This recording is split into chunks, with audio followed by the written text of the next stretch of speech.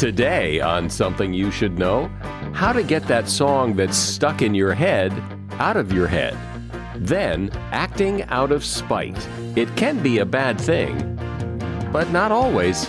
Spite can make us potentially more creative. So spiteful people tend to score higher on the personality trait of disagreeableness, and disagreeable people tend to be more creative when doing things such as maths, engineering, physics. So spite can potentially aid creativity. Also, how to stop a bad day from getting any worse. And memory. It's good for some things, but sometimes human memory really sucks. Knowing what I now know about memory and what I hope to share with y'all is that, when you're so sure of a memory for what happened and you're arguing with your spouse because he thinks something else happened, you're probably both wrong. All this today on Something You Should Know. Something you should know. Fascinating intel, the world's top experts, and practical advice you can use in your life. Today, Something You Should Know with Mike Carruthers. Hi. Ever get a song stuck in your head? Ever get that song stuck in your head? I've actually had that song get stuck in my head, that little musical intro there. Those things are called earworms, and it seems that the more you try to get it out of your head, the more it keeps playing over and over again. Well, here is some well-researched advice for getting rid of those songs that keep playing over and over and over. This is from a study from 2016. The first piece of advice is to chew gum. Gum chewing reduces the number of involuntary musical thoughts and affects the music hearing experience, and it interferes with a person's ability to recall words from their short-term memory. So it made it more difficult for that song to stick. Listen to the actual song. See, I would think that would make it worse, but it turns out it actually helps it go away.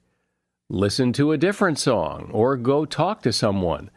Often, I guess these earworms get stuck in your head when you're alone, but if you engage with others or go pay attention to another song, it fades away. Do a puzzle. I guess that's just distraction, but it seems to help. Or just let it go. Don't try to get rid of it. Don't try to get it out of your head. Just move on, and eventually it goes away. The study found that classic rock songs were the most common earworm-inducing songs, and at the top of the list were songs by Lady Gaga, Katy Perry, Queen, Kylie Minogue, and Journey. And that is something you should know.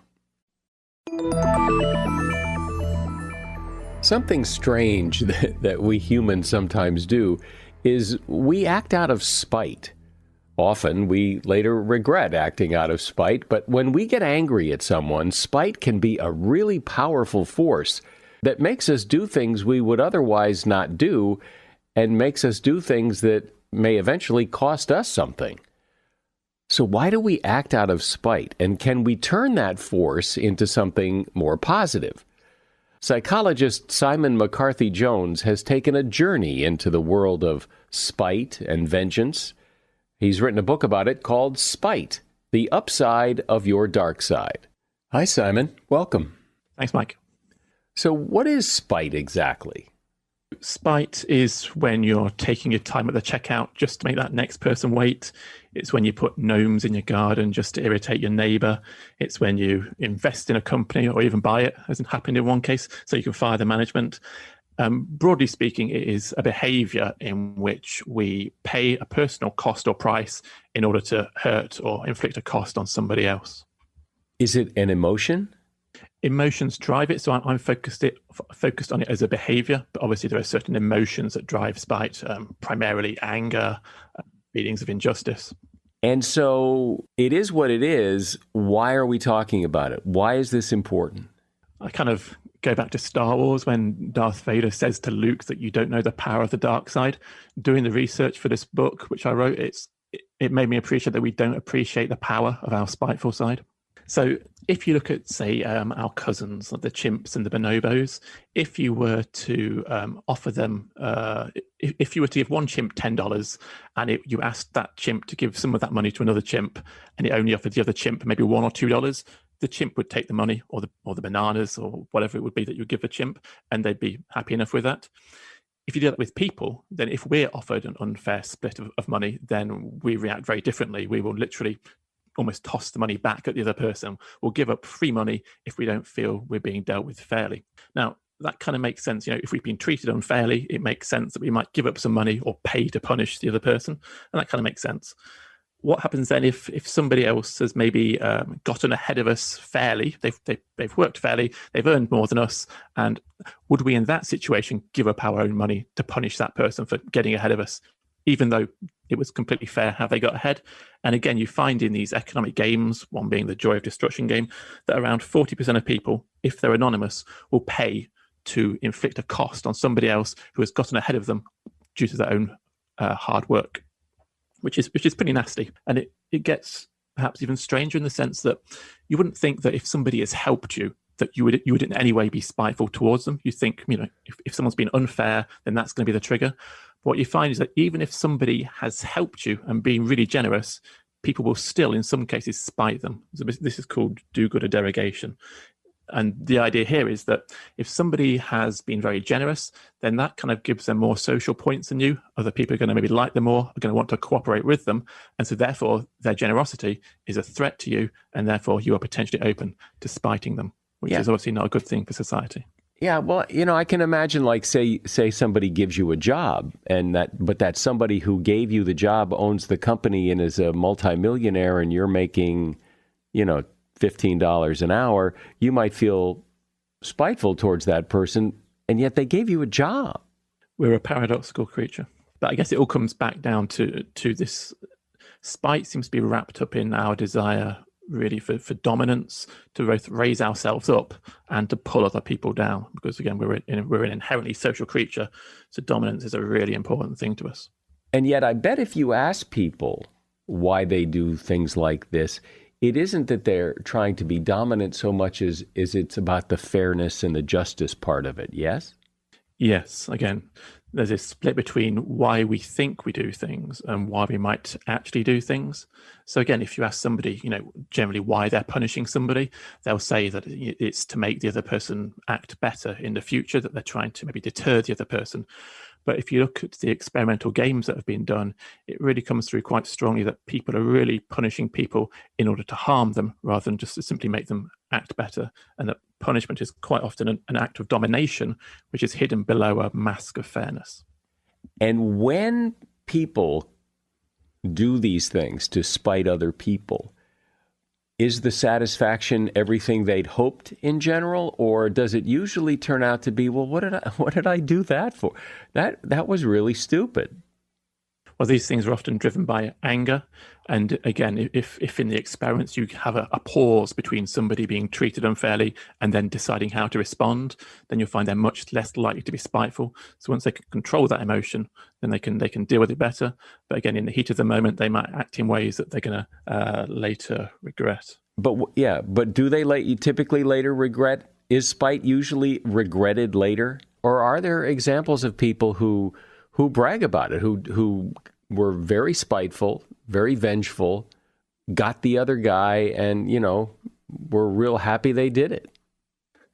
Well, I guess, if you take an extreme example from literature, you have Captain Ahab, whose desire was to destroy the white whale at all costs. You can see that as being a really spiteful act. And clearly the guy, even though his life was being destroyed, got some satisfaction from doing that.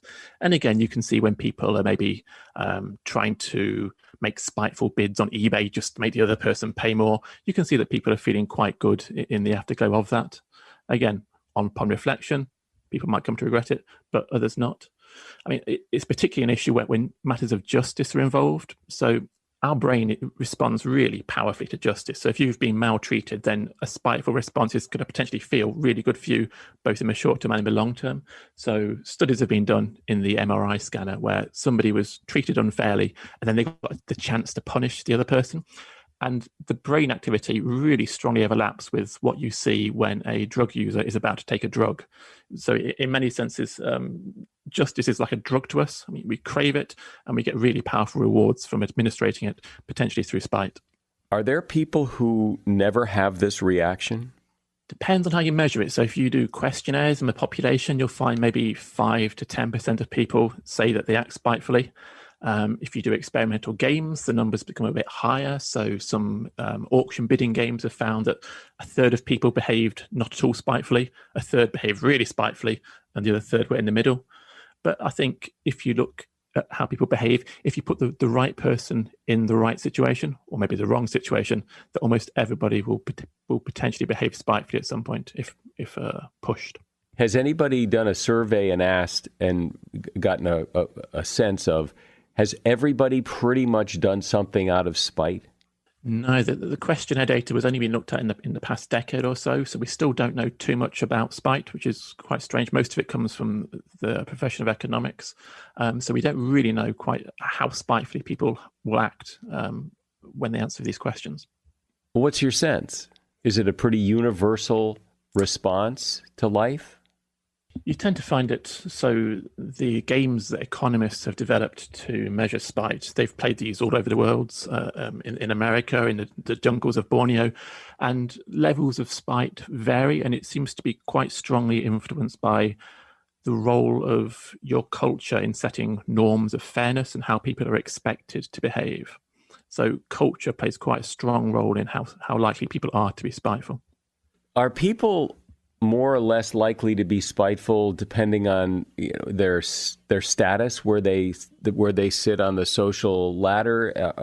People who pretty much have everything I would think maybe be less spiteful, perhaps. I don't know. Is there any connection there? It's hard to say. What the research does point towards is that as your environment becomes more competitive, that you're likely to become more spiteful as potentially an adaptive response to that.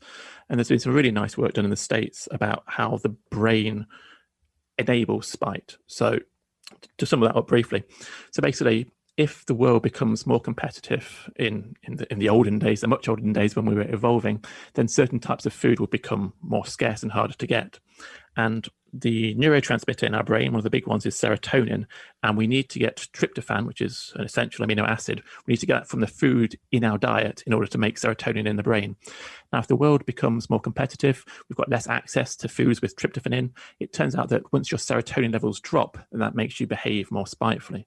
So therefore, you have a mechanism through the world becomes more competitive, and there's a knock-on effect into your brain, which makes you act more spitefully. And the way it does that is that it makes you basically get more joy from punishing other people for transgressions. We're talking about spite and how it can be a force for good or a force for evil. My guest is psychologist Simon McCarthy Jones. He's author of a book called Spite, The Upside of Your Dark Side. So, Simon, talk about these spite games you mentioned. What are spite games and how do they work? So the classic game is called the Ultimatum game. This came out of Germany in the late 1970s. So in this, you go into a room and you're told somebody else is in the next room and they've been given a sum of money, say $10, and they've been asked to split that money with you. And you can either accept what they give you, in which case you keep your bit of money and the other person keeps the remainder, or you can reject the offer, and in that case, neither of you get anything. So the rejection is a spiteful response because you both lose.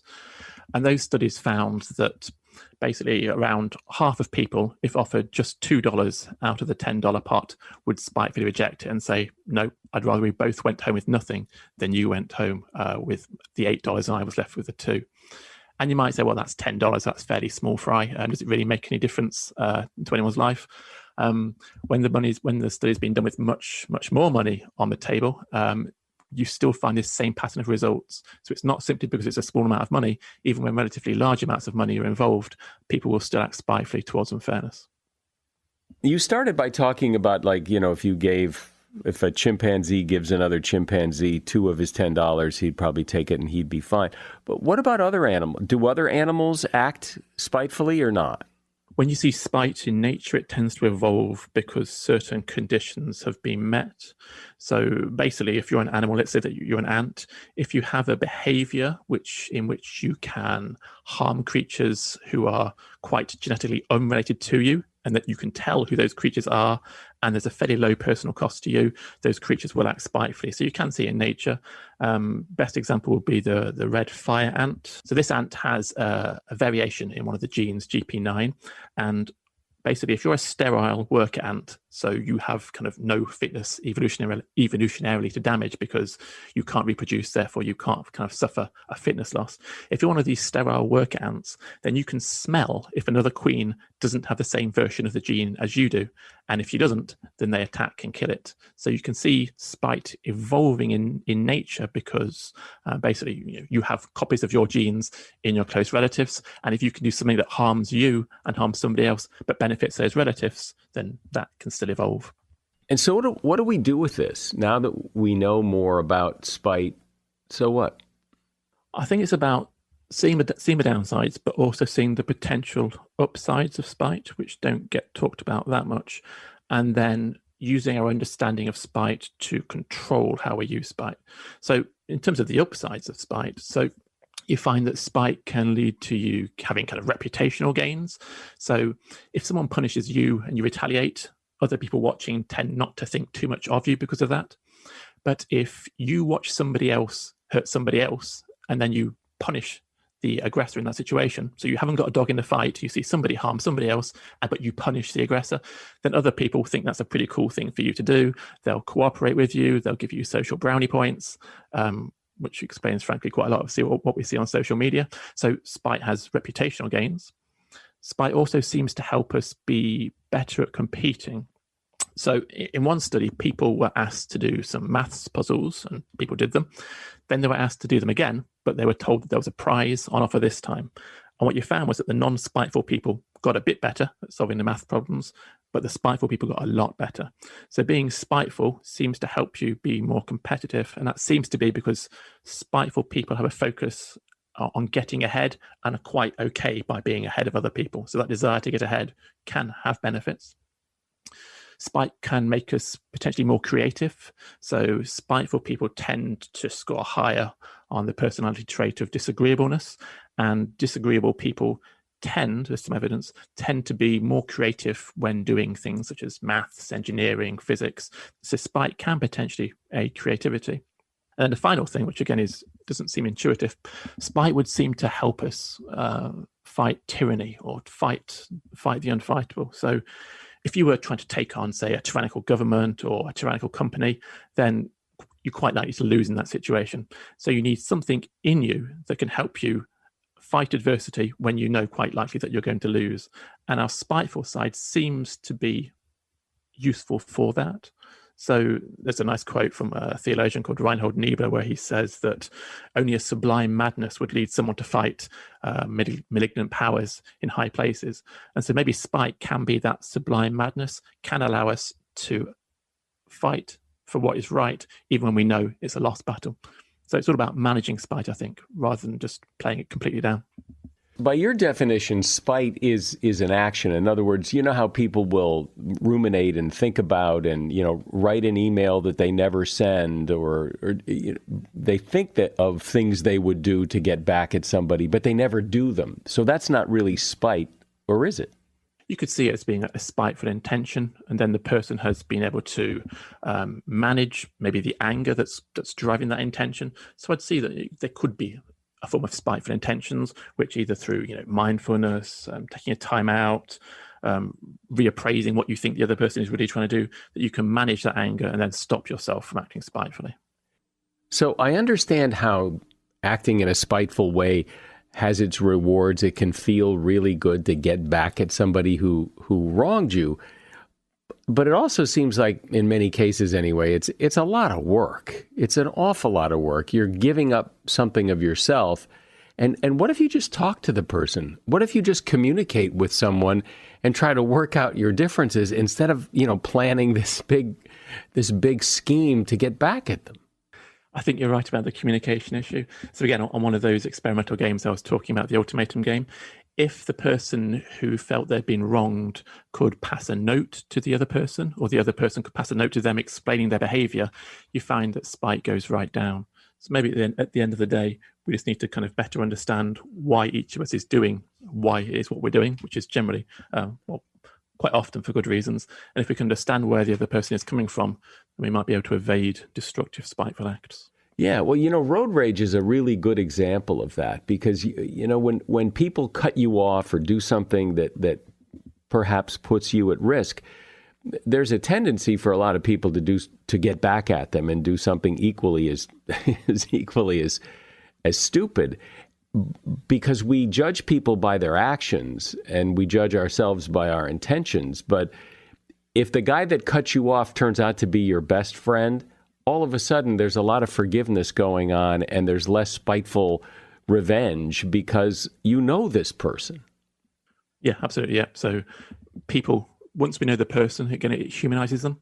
So although that said, so there's some really interesting work, again, from the States about what happens when we see people acting in a way which we wouldn't approve of. So let's say somebody breaks like a social norm of behavior.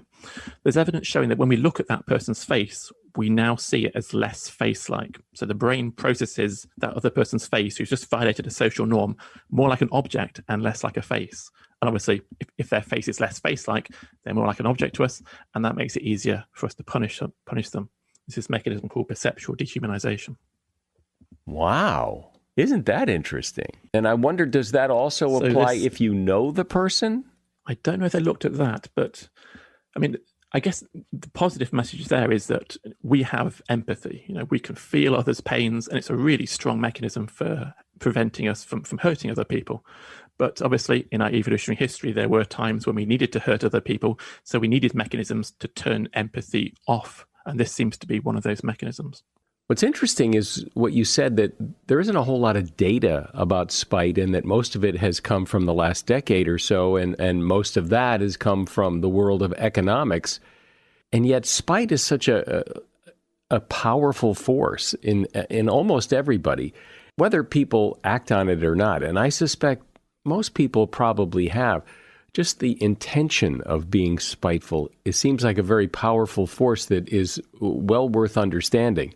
Psychologist Simon McCarthy-Jones has been my guest, and the name of his book is Spite, The Upside of Your Dark Side. And there's a link in the show notes to that book at Amazon. Thank you, Simon. Thanks for being on the show. Absolute pleasure. Thanks. Why do you remember some things forever and other things you quickly forget? Why do you sometimes recall events differently than someone else who was right there at the same time?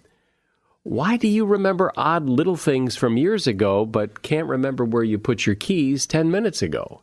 And is your memory finite? Can it only hold so many memories? These are all some pretty good questions that are about to be tackled by Lisa Genova. Lisa is a neuroscientist, writer, and speaker who has appeared on The Today Show, PBS NewsHour, and she's author of a book called Remember, The Science of Memory and the Art of Forgetting. Hey, Lisa. Hi, Michael. Thank you for having me. So what is your memory? It's not like you can look at a brain and say, oh, there's the memory part of the brain. So what is the memory? There is no memory bank. Memory isn't stored in a place. It's not like files in a file cabinet. So if you think about something you remember, the first day on the beach with your friends and family, and your kids are playing soccer, the sunset is beautiful, Lady Gaga is playing on the portable radio, you've got oysters and s'mores and wine and beer. So Lady Gaga has nothing to do with oysters and wine and a sunset, but because I experienced all of those things and paid attention to them, those different neurons, the sights, the sounds, the smells, the tastes, all of those are located in very different areas of my brain. All of those things become connected, and then activation of any one aspect can trigger the full expression of all of the other connected parts. That's a memory. And when I remember, what is it I'm remembering? Am I remembering my memory, or am I really remembering the event? In other words, is my stored memory not necessarily reality, and doesn't it change over time? And that's what I keep remembering. And that's why, like when I go back to the house I grew up in, it doesn't look anything like I remember it, even though I think I remember it. So there's different kinds of memory, and some of them are more accurate and reliable than others. So you're talking about, so there's memory for stuff and information, sort of the Wikipedia of your brain. And that really is pretty faithful over time. So, if I memorized 6 times 6, in the third grade. Like, I'm not going to remember it as being 47 today. I'm going to always remember that that's 36. That's not going to change. But my memory for stuff that happened, that is highly likely to change over time. And it begins with a distortion because our brains are not video cameras recording a constant stream of every sight and sound we're exposed to.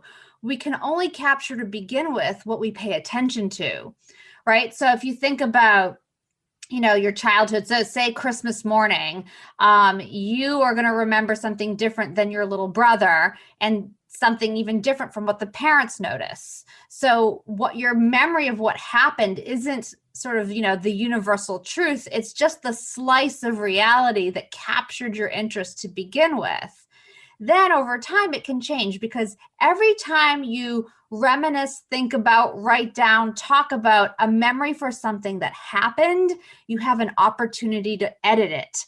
And you will store the edited version over, and you'll rewrite over the original version. So if I talk about that Christmas morning and my brother adds a piece of information, oh, you remember Aunt Susie and Uncle Bill came over. You had forgotten about that and didn't include it in your original memory, but now you do remember that they came. And so you add that to your memory. If it's for, something like September 11th, 2001, your memory can get distorted because you've watched the news. You've listened to so many reports and read so many reports about it. You've listened to other people talk about it. You can incorporate that information into your memory, and that gets stored over the original. So our memories for what happened are very fanciful and not accurate. Well, I think everybody, I know I've had memories. I have memories of things that have happened, but I know that my memory has changed over time. And yet, even though the memory is probably a little different than I remembered it 5 years ago, I don't think of it as any less accurate. I think my memory today is just as accurate as it was before, and yet it's different. This has happened many times. There are folks who answered a questionnaire right after the Space Shuttle Challenger exploded about where they were, who they were with, how they heard about the news, how they felt about it. And then were re-interviewed 2.5 years later and gave very different answers from what they gave immediately after the explosion. And then when they were shown their own handwriting that took place 2.5 years ago, describing who they were with and what they were doing, they were dumbstruck and couldn't explain it and stuck to their memory today versus their own handwriting 2 years ago. So memory for what happened is a funny thing. It does seem sometimes that memories disappear, that they're gone forever. And yet there are those memories that might seem like they're gone forever, but then some trigger will bring them back. Like they're in there. It just needs something to pull them out.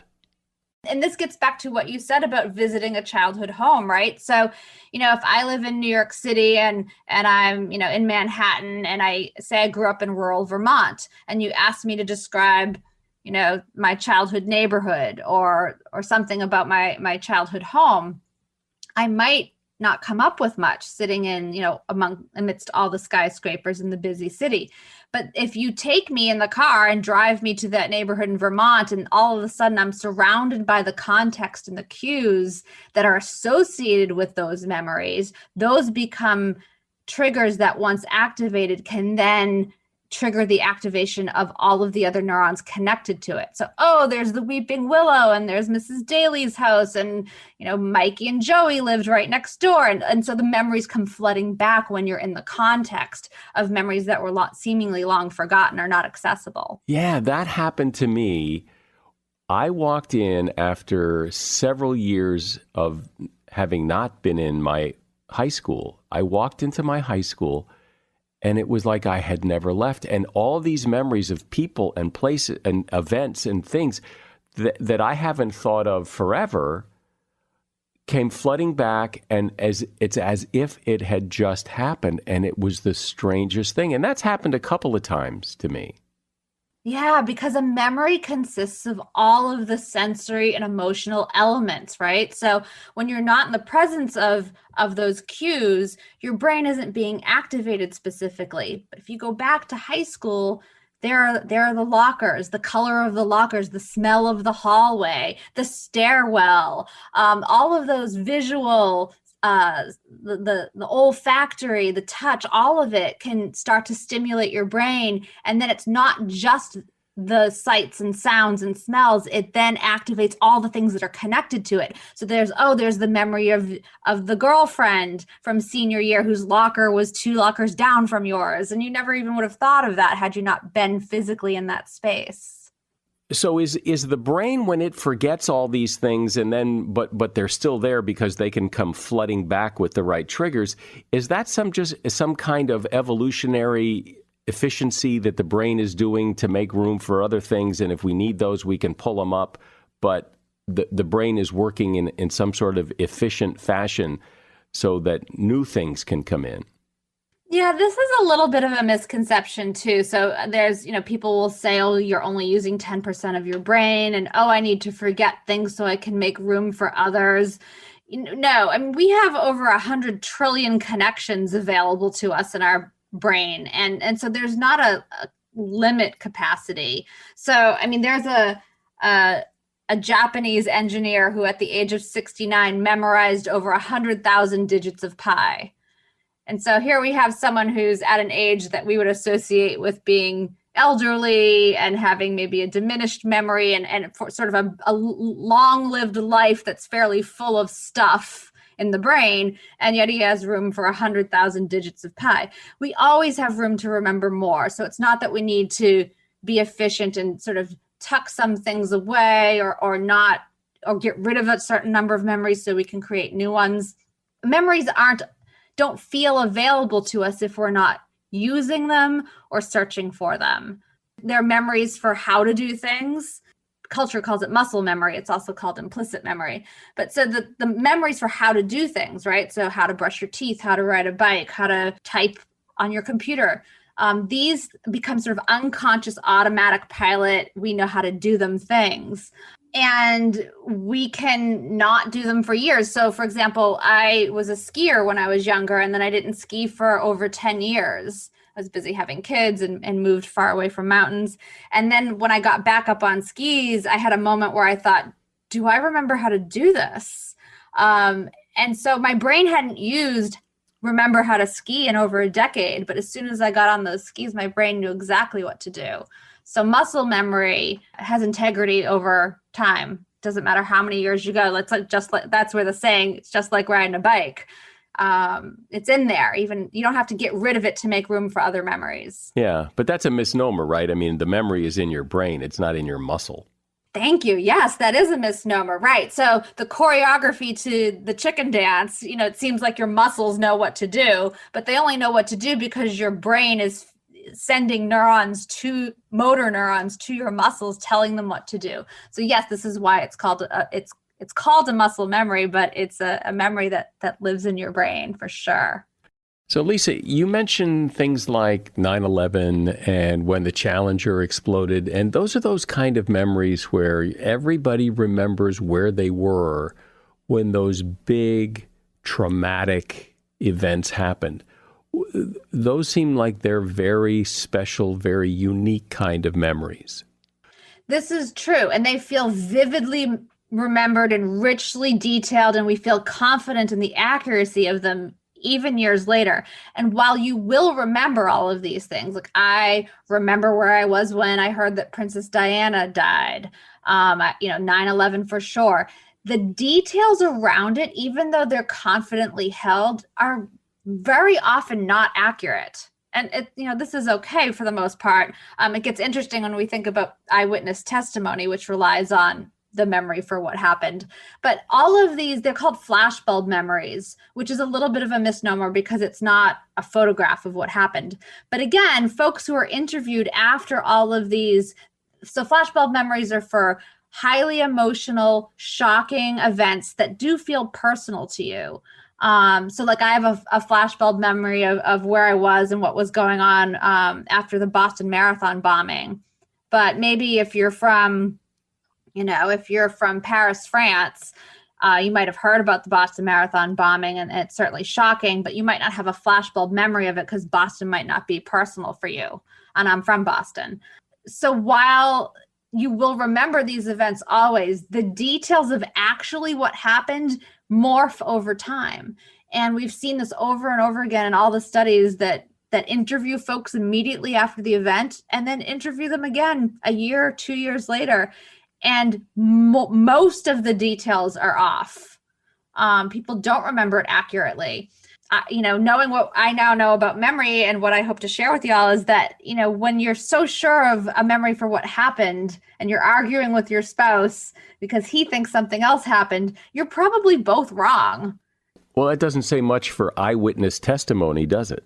No, it doesn't. And, there are many psychologists out there who've written a lot about this. One in particular named Elizabeth Loftus, who is really trying to educate the court system, the judicial system, that there are a lot of life sentences and death sentences that have relied exclusively on eyewitness testimony. And since then, DNA evidence has shown that these folks are innocent.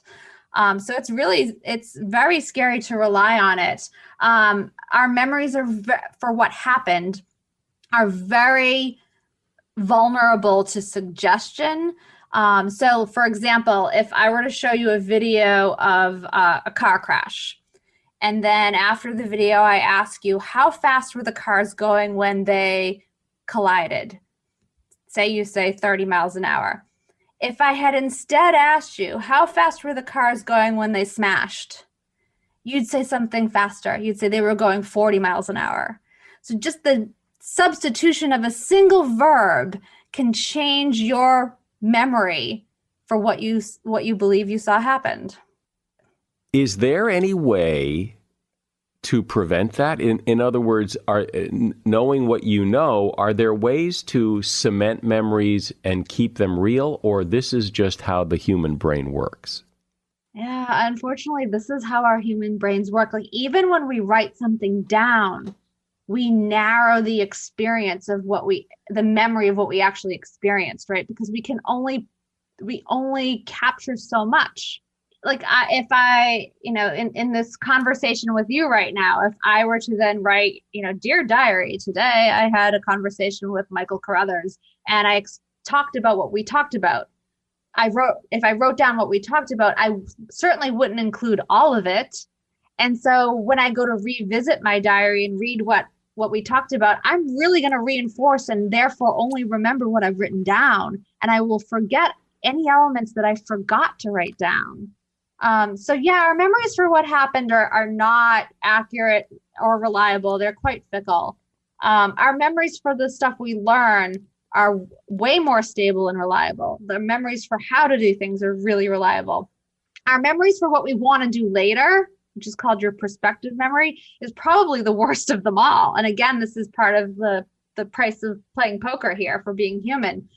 Our memories for what we want to do later, this is like your brain's to-do list, it's awful. We weren't designed to do this. So planning to I need to remember to call my mom or take out the trash, or I need to remember to, take my heart medication. If you don't have a cue that triggers that recall when you're supposed to remember it, or if you haven't written it down and have some sort of text alert on your phone, or you're not in the routine of looking at your calendar, you are very likely to forget what you plan to do later. What about those people who can never remember where they put their keys or where they put their glasses, and they get their phones, they're always using the find your phone thing because they can't remember where they left their phone. And people worry that, that's a memory problem. Most of what we can't find. So there's I can't remember where I put my phone. I can't find my glasses. Where did I park my car? 99% of the time, this is not a memory problem. This is a symptom of distraction. You haven't paid attention to where you put those things in the first place. And the very first necessary step in creating any memory is attention. There is a perception, though, and the experience that many people report, that as you get older, your memory isn't as sharp as it used to be. Yes? Yeah, so processing speeds do slow down. 25-year-olds experience several tip of the tongues a week. That experience where you're like, oh, what's the name of that actor? Oh my God, I know it. I can't get it. That will increase as you age because the processing speeds of your neurons slows down. And so they're chugging a little slower to get to where they're trying to go. But it's the same phenomenon. You're not, your brain isn't decaying. You're not experiencing dementia or a disease. This is not a reason for diagnosis. So it's frustrating, but it's not a cause for panic or shame or diagnosis. It's, again, this is the price of playing poker. Stress can make us fuzzy too. Chronic stress is really bad for our memory. And I think that, in the last year in particular, a lot of folks have been sort of drowning in chronic stress. So chronic stress is really bad for being able to form memories of new things, retrieving memories of stuff you already know, and will increase your risk of Alzheimer's in the future. And I think older folks notice it more. So if you're 25 and you can't remember the name of the movie that your friend recommended, you don't immediately then jump to, oh my God, I'm losing my memory. I'm going to get Alzheimer's. You're 25, you're immortal. You don't hesitate to look it up on your phone because you've been tethered to a device practically since birth. But if you're 55 and you can't remember the name of the movie, a lot of us start to panic and immediately jump to, oh my God, I'm losing my mind. So some of it's just that psychological leap.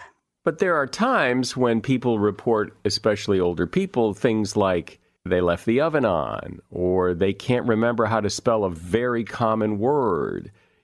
And it's not that they can't do it. It's not that a speed problem, a processing problem. They just don't remember.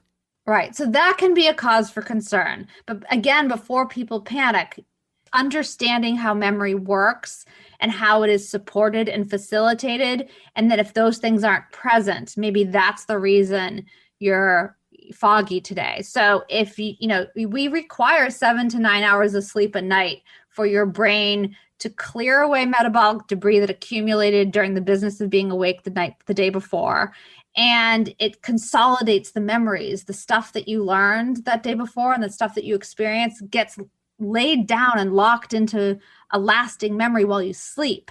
And so if you're sleep deprived, you will essentially wake up the next day with a little bit of amnesia and an inability to learn new things and remember new things that day. So you'll be compromised the next day if you're not getting enough sleep.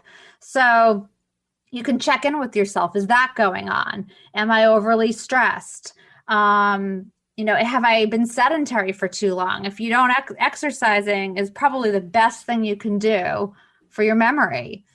People are looking for the pill, the supplement, the magic bullet. It's exercise is really the best thing we know of. Are you distracted? Again, you can't remember what you don't pay attention to. So if you're cooking on the stove and you've got, young kids running around and there's some crisis and they're crying and they're screaming and they're fighting, or the phone rings, or if you're distracted, maybe that's why you left the oven on. If none of those things are happening and you're worried, I definitely recommend a conversation with your doctor. I mean, I think people are so afraid of anything that's going on from the neck up, and they keep quiet about it and they don't talk to their doctors about what's going on. And I'd like to see that change. We're not afraid of talking about our heart health, right? So we'll get our blood pressure taken and check for cholesterol, and we'll count the number of steps, and we're all, sort of in on having an influence over our heart health. I'd love to see folks be unafraid of having a conversation with their doctor about their brain health and cognitive health. Well, it's interesting to listen to you because as amazing as the human memory is and the things it can do, it sure has a lot of deficiencies. Memory's a bit of a dunce. It's going to forget to call your mother. It's going to forget most of your life, because most of our life is actually spent doing routine stuff, and we don't remember routine stuff. But that's okay. It doesn't matter that I don't remember the details of every morning shower or what I ate for breakfast 3 weeks ago. I think our brains are really good at remembering what's meaningful and what matters. And I think understanding how memory works and why it forgets can relieve us of some of the unnecessary stress that we're putting on ourselves when we forget stuff that's normal for our human brains to forget. You know, it's kind of sad, really. I always like to think that my memory's pretty sharp. I think most people like to think their memory's pretty good, but after listening to you, it's pretty clear our memories suck. But I guess all of our memories suck, so at least the playing field's pretty level. Lisa Genova has been my guest. She's a neuroscientist, a speaker, and writer. And the name of her book is Remember, The Science of Memory and the Art of Forgetting. And there's a link to that book in the show notes. Thanks, Lisa. Awesome. Thank you so much. Stay safe. Be well. You know when you're having one of those days where everything seems to be going wrong and you see everything through like a negative lens, and the more you think about things, the worse they look? Well, it's possible to stop that downward mental spiral and turn things around. It's so simple, but amazingly effective. Here's what you do. Stop the negative thoughts by focusing on one positive or beautiful thing in your life, then another. And while you're doing that, you breathe deeply. If you do it for a few minutes, that's it. That's it. This technique was developed by Judith Orloff, MD, who says that forcing yourself to shift from negative to positive thinking is incredibly powerful. This technique takes advantage of the fact that your mind can only focus on one thing at a time. So if you just focus on something positive, you can't think about something negative. The downward spiral then stops, you become more objective about everything, and life seems more manageable. And that is Something You Should Know. Something You Should Know is the name of this podcast. We work very hard to bring you a great-sounding podcast 3 times a week, and I hope you'll share it with someone you know so they too will become a fan. I'm Mike Carruthers. Thanks for listening today to Something You Should Know.